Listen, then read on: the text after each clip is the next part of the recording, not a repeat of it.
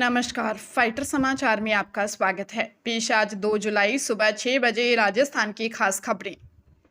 प्रदेश में अब सरकारी सेवाओं का लाभ व्हाट्सएप के माध्यम से भी लिया जा सकेगा। सीएम भजनलाल शर्मा ने जयपुर में 29वीं national conference on e governance के उद्घाटन अवसर पर नए ए मित्र व्हाट्सएप सेवा की आधिकारिक शुरुआत की। प्रदेश के नागरिक अब व्हाट्सएप नंबर 9461062270 पर केवल हाई भेजकर बिजली पानी के बिल भुगतान, विभिन्न प्रमाण पत्रों के आवेदन समेत कुल 27 तरह की सरकारी सुविधाओं का लाभ घर बैठे उठा सकेंगे। इस 2 दिवसीय सम्मेलन का आयोजन राजस्थान इंटरनेशनल सेंटर में किया जा रहा है, जिसमें 28 राज्यों और 8 केंद्र शासित प्रदेशों के प्रतिनिधि शामिल हुए हैं।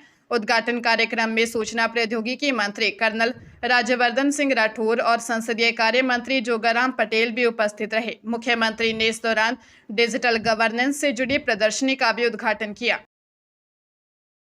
श्रीगंगानगर के सूरतगढ़ रोड स्थित ऑर्बिट इन रिसोर्ट पैलेस पर आयकर विभाग की अन्वेषण विंग द्वारा की गई छापेमारी दूसरे दिन भी जारी रही। अघोषित आय और संदिग्ध वित्तीय लेन देन की पुख्ता सूचना के बाद शुरू हुई इस बड़ी कार्रवाई के लिए बीकानेर, जोधपुर, अजमेर और उदयपुर से आए 20 अधिकारियों की टीम लगातार दस्तावेजों और डिजिटल रिकॉर्ड की गहन जांच कर रही है। जोधपुर के एडिशनल कमिश्नर अनुराधा की निगरानी में चल रही इस जांच में आईटी विशेषज्ञों की मदद भी ली जा रही है, ताकि डिलीट किए गए डेटा को रिकवर किया जा सके। सूत्रों का दावा है कि यह जिले में अब तक की सबसे बड़ी आयकर कार्रवाई हो सकती है, जिसमें करोड़ों की वित्तीय अनियमितताएं सामने आने की संभावना है। फिलहाल विभाग ने आधिकारिक तौर पर कोई खुलासा नहीं किया है, लेकिन इस कार्रवाई ने पूरे शहर में हड़कंप मचा दिया है।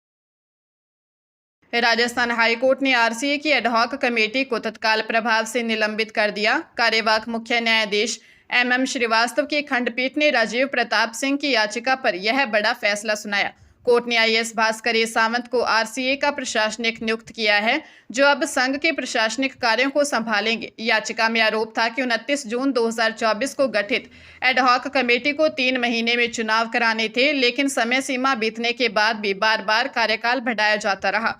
कोर्ट ने इस देरी पर नाराजगी जताते हुए सहकारिता रजिस्ट्रार को भी नोटिस जारी कर पूछा है कि उनके खिलाफ अवमानना की कार्रवाई क्यों न की जाए। इस फैसले में आरसीए में नियमित चुनाव प्रक्रिया जल्द शुरू होने की उम्मीद है।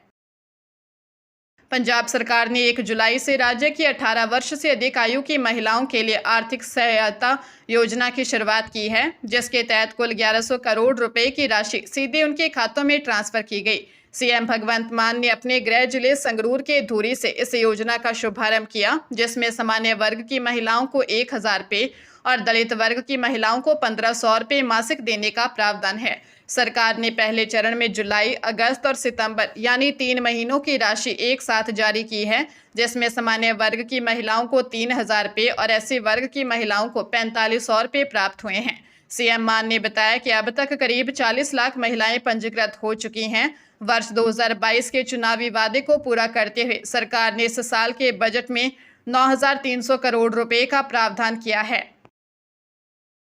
राजस्थान स्वास्थ्य आयुर्विज्ञान विश्वविद्यालय की पैरामेडिकल परीक्षा में नकल के मामले में गिरफ्तार कॉलेज संचालक देवकृष्ण मंडीवाल, उनके भतीजे रामकृष्ण मंडीवाल, एचओडी कृष्ण कुमार सैनी और कार्मिक शंकरलाल जाट को अदालत ने 2 जुलाई तक पुलिस रिमांड पर भेज दिया है। पुलिस ने आरोपियों के पास से 5,37,000 रुपये जब्त किए हैं।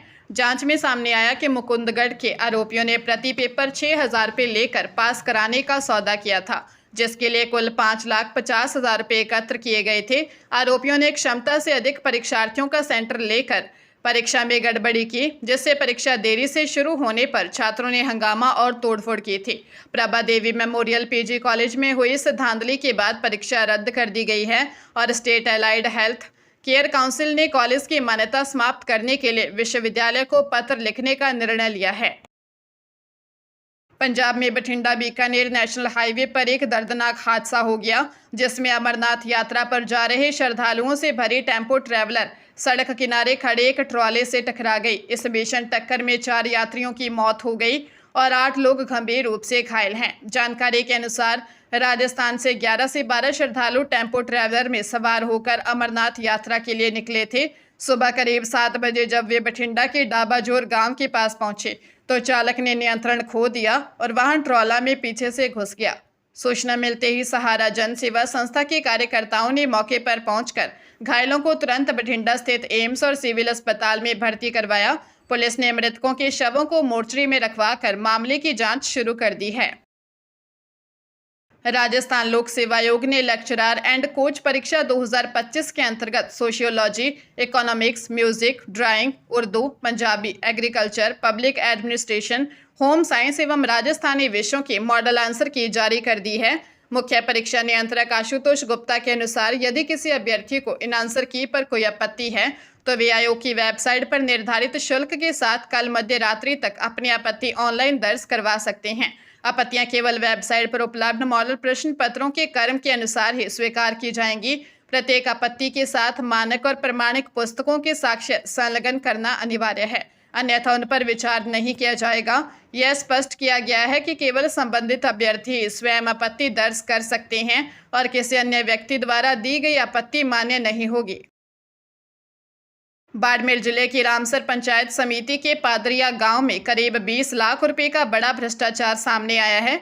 जिला परिषद की जांच में खुलासा हुआ कि सरपंच और ग्राम विकास अधिकारी ने मिलीभगत कर बिना निर्माण कार्य किए ही सरकारी खजाने से मोटी रकम निकाल ली। जांच टीम ने भौतिक सत्यापन में पाया गया कि राजकीय उच्च माध्यमिक विद्यालय पादरिया में स्मार्ट क्लास बोर्ड के लिए 7 लाख रुपए का भुगतान उठाया गया, जबकि बाजार में इसकी कीमत मात्र 1,50,000 रुपये है और अन्य 18 आइटम भी गायब हैं। इसी तरह सोलर प्लांट के लिए 3 लाख रुपए निकालने के बावजूद मौके पर कोई प्लांट नहीं मिला। इसके अलावा सीसी सड़क, सार्वजनिक शौचालय और पिंक टॉयलेट के नाम पर भी फर्जी भुगतान उठाए गए। जांच के दौरान पंचायत से जरूरी फाइलें भी गायब मिली, जिससे रिकॉर्ड खुर्द-बुर्द करना माना जा रहा है। मामले में दोषियों पर सख्त कार्रवाई की तैयारी है।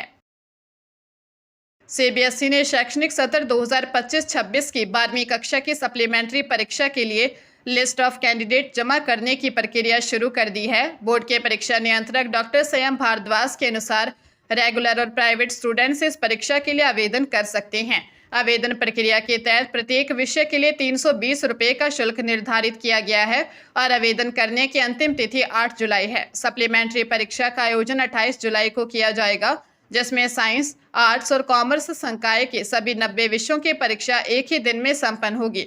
जो विद्यार्थी इम्प्रूवमेंट करना चाहते हैं वे भी इस परीक्षा के लिए पात्र हैं।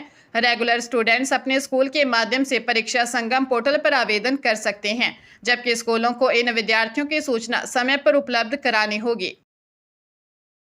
राजस्थान पुलिस मुख्यालय ने एक बड़े प्रशासनिक फेरबदल के तहत 100 पुलिस निरीक्षकों का तबादला आदेश जारी किए हैं। अतिरिक्त महानिदेशक पुलिस बिजू जॉर्ज जोसेफ द्वारा जारी इन आदेशों के अनुसार संबंधित अधिकारियों की स्वैच्छिक प्रार्थना के आधार पर उन्हें जयपुर और जोधपुर आयुक्तालयों, विभिन्न range, CID, CB, ATS, SOG, ACB और जीआरपी सहित अन्य शाखाओं में नई जिम्मेदारियां सौंपी गई हैं।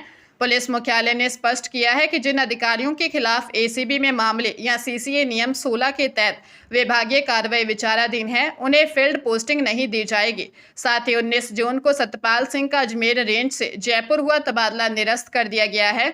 मुख्यालय ने सभी संबंधित अधिकारियों को स्थानांतरित निरीक्षकों को तत्काल कार्यमुक्त कर नई पदस्थापना कर कार्यभार ग्रहण कराने की प्रक्रिया सुनिश्चित करने के निर्देश दिए हैं। भीलवाड़ा के कोतवाली थाना क्षेत्र में हुई 20 लाख रुपए की कथित लूट का पुलिस ने कुछ ही घंटों में पर्दाफाश कर दिया है। नेशनल फ्रूट कंपनी के कर्मचारी राजवीर सिंह ने खुद अपने भाई नारायण सिंह और दोस्त विशाल साहू के साथ मिलकर इस लूट की साजिश रची थी। कंपनी संचालक चंद्र प्रकाश चांदवानी ने राजवीर को बैंक में जमा कराने के लिए यह रकम दी थी, लेकिन रास्ते में उसने लूट का झूठा नाटक रच दिया। घटना के बाद पुलिस को राजवीर की बातों पर संदेह हुआ, जिसके बाद पूछताछ में पूरी साजिश सामने आ गई। पुलिस ने मामले में नारायण सिंह और विशाल साहू को हिरासत में ले लिया है, जबकि राजवीर की भूमिका की गहन जांच की जा रही है। वर्तमान में पुलिस टीम लूटी गई पूरी नकदी की बरामदगी और इस सुनियोजित षड्यंत्र में शामिल अन्य संभावित आरोपियों की तलाश में जुटी हुई है।